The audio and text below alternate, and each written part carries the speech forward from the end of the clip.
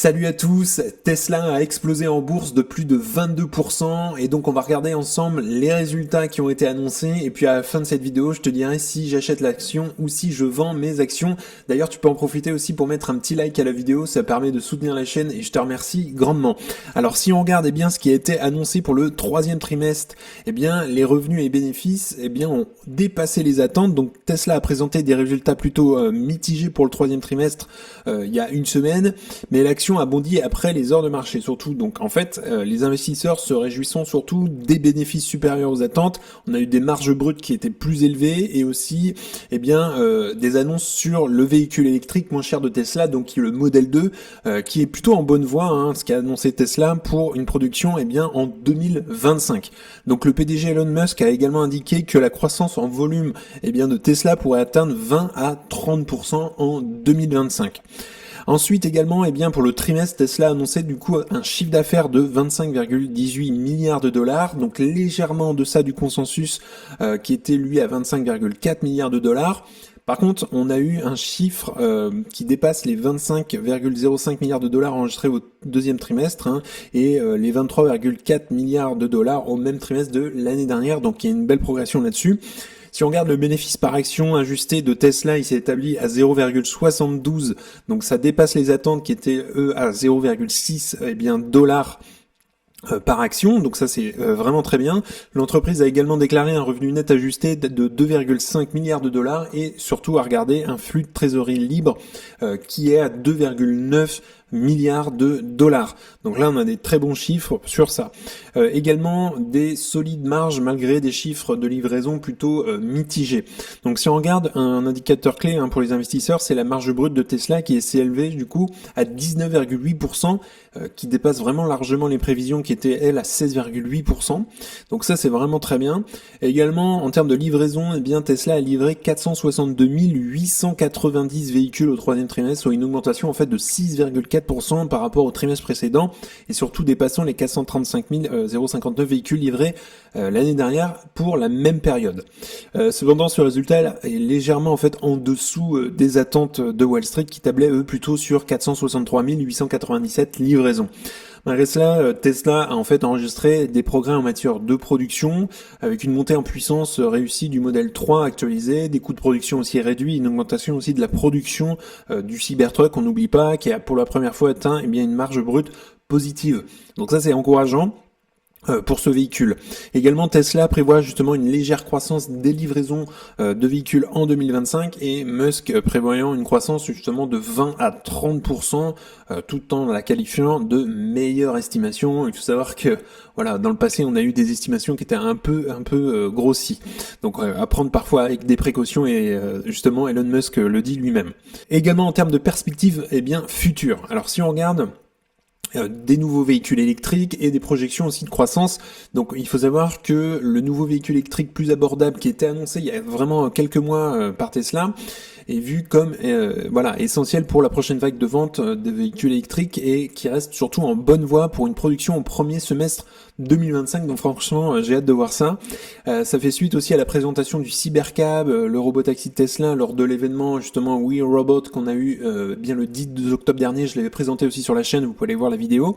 Les investisseurs attendent aussi davantage justement de détails sur le développement de ce véhicule qui est surtout à moins de 30 000 dollars, c'est ce qui avait été dit, et qui s'appellera justement le modèle 2. Donc les experts en fait de l'industrie et les investisseurs estiment surtout que l'introduction de véhicules électriques moins chers pourrait stimuler justement une augmentation significative des ventes et ça ce serait tant mieux. Et puis le rapport du deuxième trimestre de Tesla a réaffirmé surtout son engagement à introduire de nouveaux modèles, y compris probablement justement ce modèle 2 attendu justement pour dynamiser cette croissance chez Tesla. Alors en termes d'activité énergie, justement, on a une marge brute qui est record à ce troisième trimestre de l'année 2024. Il faut savoir que le secteur de la génération et du stockage d'énergie de Tesla, il faut pas l'oublier, ça fait partie de son secteur aussi d'activité. On a eu une marge brute assez record ce troisième trimestre, affichée à 30,5%. Donc ça c'est vraiment très encourageant et la société justement prévoit que cette activité doublera d'une année sur l'autre en 2025, consolidant ainsi sa position en tant que partie de plus en plus importante de portefeuille diversifié de Tesla. Alors si on regarde maintenant, regardez les chiffres, on voit très clairement une augmentation légère, mais des revenus de vente de véhicules ici. Et c'est là que c'est très intéressant.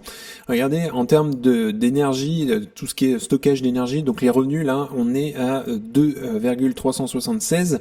Donc on a une belle augmentation d'une année à l'autre à 52%. Là, si on regarde aussi en termes de revenus et autres, de services et autres, pardon, là les revenus c'est pareil, ils ont augmenté de 29% d'une année à l'autre. Donc on voit très bien que cette partie-là prend de plus en plus d'ampleur et ça c'est très encourageant.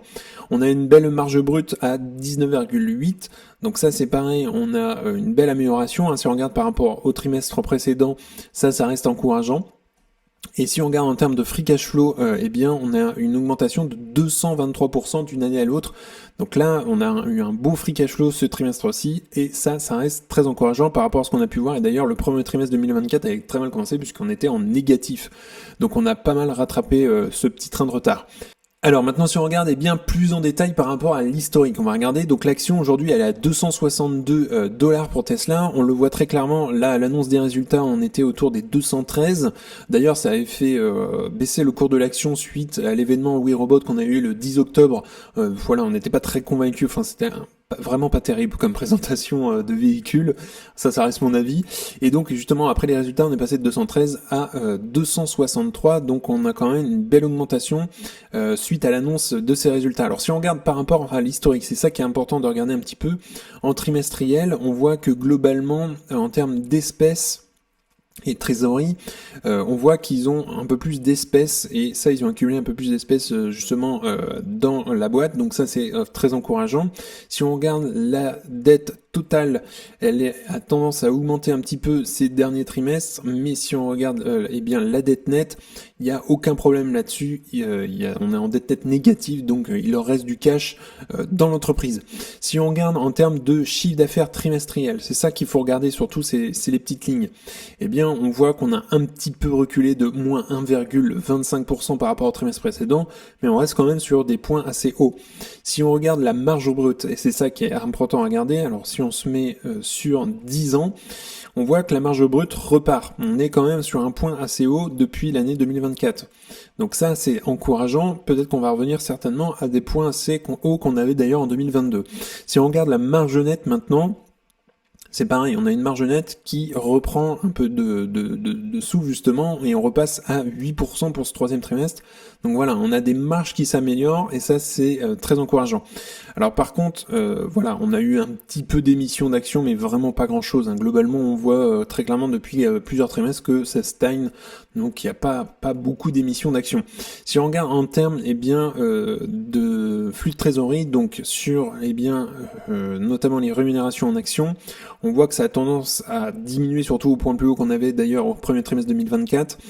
Et puis, si on regarde les free cash flow, donc ce qui est vraiment très important, voilà, on l'a vu tout à l'heure, on a vu un trimestre négatif le premier trimestre 2024, et donc là, on arrive à un trimestre, à plus de 2,7 milliards de free cash flow pour ce troisième trimestre 2024. Donc on est presque à un point assez haut. On rattrape surtout le point haut qu'on avait eu au troisième trimestre 2022. On avait fait un record à plus de 3 milliards de free cash flow ce trimestre-là. Donc là, c'est encourageant qu'il y a des marges qui se dégagent, et on a des free cash flow qui sont de plus en plus importants. Et puis c'est pareil, si on regarde la marge de free cash flow sur 10 ans, on voit très clairement que là, globalement, on voit une amélioration ce trimestre-ci.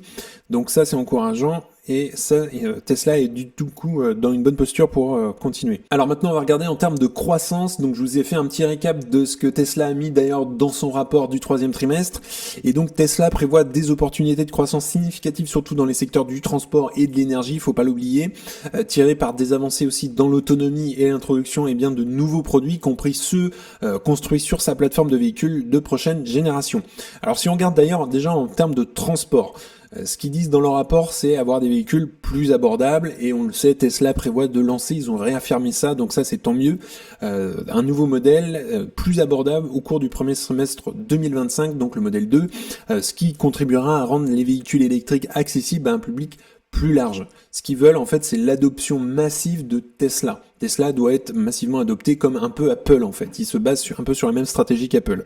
Donc ces véhicules utiliseront des éléments de la plateforme de nouvelle génération ainsi que des aspects des plateformes actuelles et pourront surtout être produits sur les mêmes lignes de fabrication que la gamme de véhicules actuelle. Alors également en termes de robotaxi autonome, donc Tesla l'a annoncé le 10 octobre dernier. Donc Tesla a pour objectif surtout à long terme d'offrir un transport autonome avec un coût par mille inférieur au covoiturage, à la possession d'une voiture personnelle et même au transport en commun. Donc c'est leur objectif.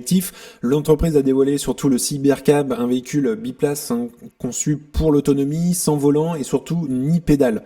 Donc le Cybercab sera construit sur une plateforme de nouvelle génération de Tesla qui comprend aussi un nouveau groupe de motopropulseurs.